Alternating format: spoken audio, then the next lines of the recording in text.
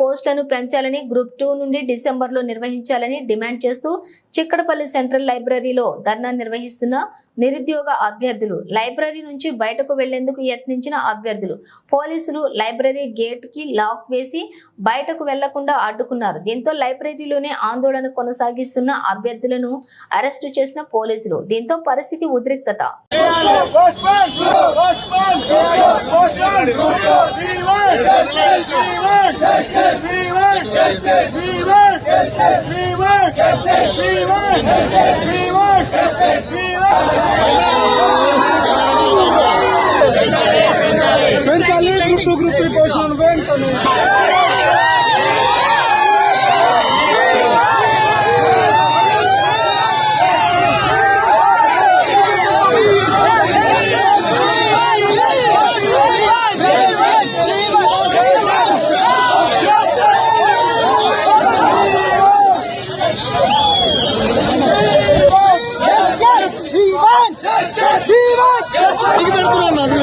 తీసుకుని